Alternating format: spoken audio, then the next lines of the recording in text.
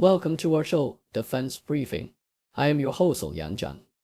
Today, we dive into the intriguing developments on the front lines of Ukraine and Russia. First up, Putin's regime is spinning the narrative of Ukrainian troops inside Russia as the new normal. This is an attempt to calm rising public anxiety, as the Kremlin fortifies its defenses in the Kursk region while portraying the conflict as a defensive war against Western aggression. In other news, the Biden administration is stepping up its support for Ukraine with a new military aid package worth $125 million. This includes vital air defense missiles and munitions, allowing Ukraine to bolster its capabilities as it pushes further into Russian territory. As tensions escalate, U.S. officials are eager to understand Ukraine's strategic goals in this ongoing conflict. Lastly, Ukrainian officials are celebrating Indian Prime Minister Modi's upcoming visit to Taiwan as a sign of successful diplomacy. This visit underscores Ukraine's efforts to engage neutral countries for support in potential peace talks, with Modi's strong trade ties to Russia.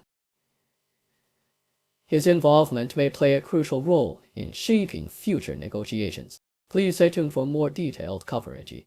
The Sydney Morning Herald reports that the Kremlin has initiated a propaganda campaign aimed at normalizing the presence of Ukrainian troops on Russian soil, labeling it as the new normal.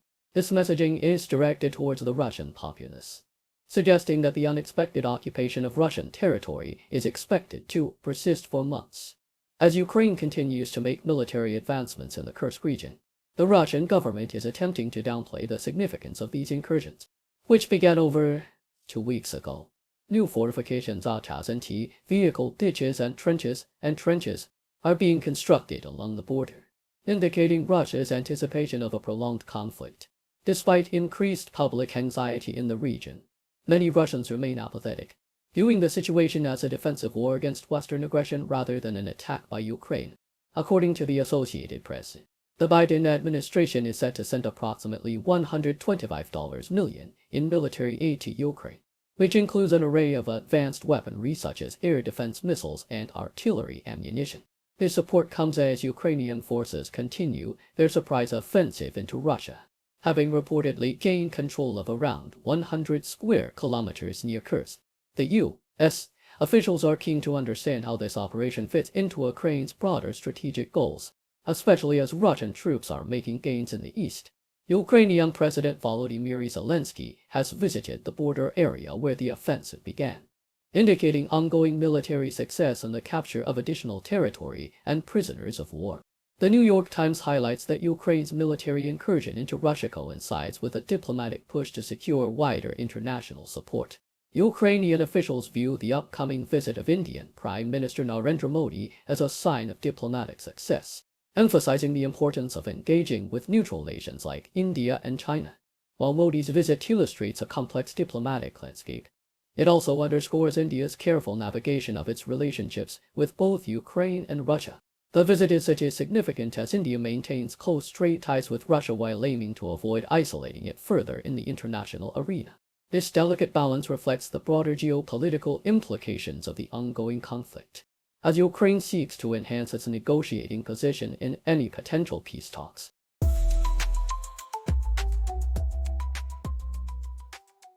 Al Jazeera reports on the evolving dynamics of the Ukraine-Russia conflict, noting that Ukraine has successfully taken the war into Russian territory, a significant shift from the expectations set when the conflict began.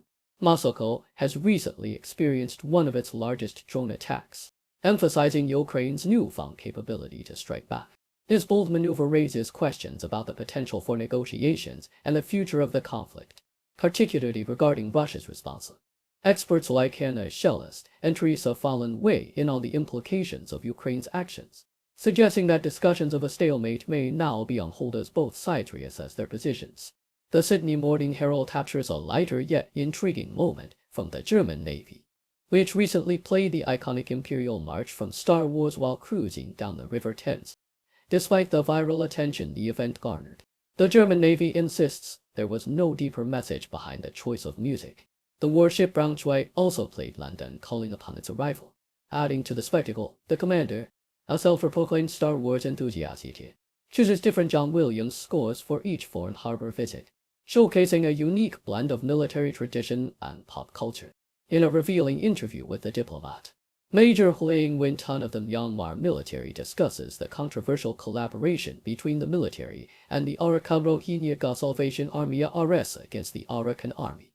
His insights shed light on the military's forced conscription and training of Rohingya used to defend Buthout, illuminating the complexities of the ongoing conflict. Major Tun's account suggests that internal military challenges and low morale have contributed to the Arakan Army's successes, hinting at a potential shift in power dynamics in Rakhine State. His perspective indicates a growing sentiment among resistance groups that could lead to significant changes in Myanmar's military landscape.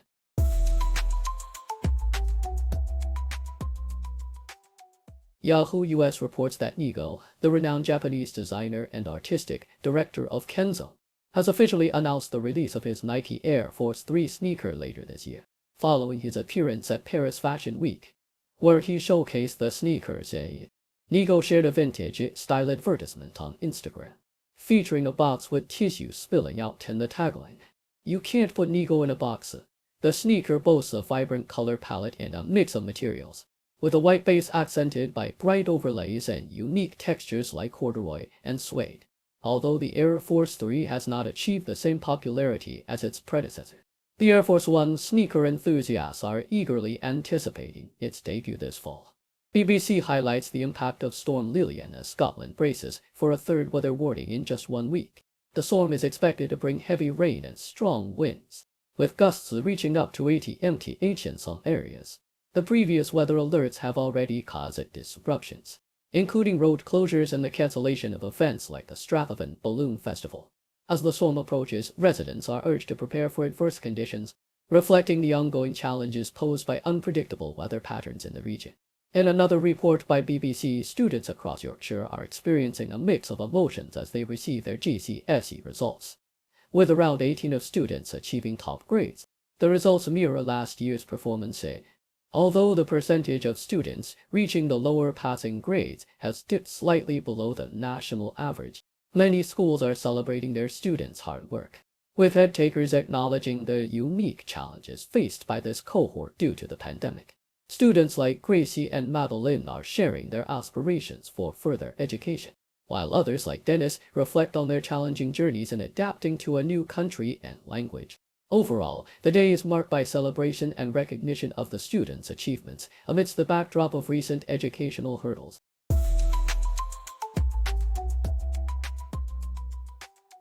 Economists in a chilling exploration of a potential Sino-American nuclear conflict. Experts from the Center for a New American Security engaged in a tabletop exercise that revealed the dire consequences of such a war. The simulation underscored the catastrophic impacts, not only on military assets but also on civilian populations, economies, and global stability. The participants delved into scenarios that could ignite the conflict, highlighting the precarious nature of international relations and the thin line that separates strategic competition from outright warfare. The findings were stark, painting a grim picture of a world grappling with the aftermath of nuclear devastation, where the notion of victory becomes increasingly irrelevant in the face of widespread destruction and loss of life. Thank you for tuning in. The content above showcases the latest briefing reports and analytical synapses, thoughtfully curated by the 60O team. These insights stem from a wide array of reputable media outlets, think tanks, government sources, and specialized experts worldwide. We encourage you to explore these sources for a comprehensive perspective. Keep in mind that while the content may not always align with the official standpoint of 60O Brief, it's not meant to be taken as absolute directives for decision-making. Comprising seasoned media professionals, learned scholars, and accomplished scientists, the 60O team embodies a trailblazing, fully independent media entity. To customize 60O Brief to meet your professional needs, you have the option to subscribe to a diverse array of briefings on our website. Regardless of your location, you can conveniently receive 60O Brief via mail.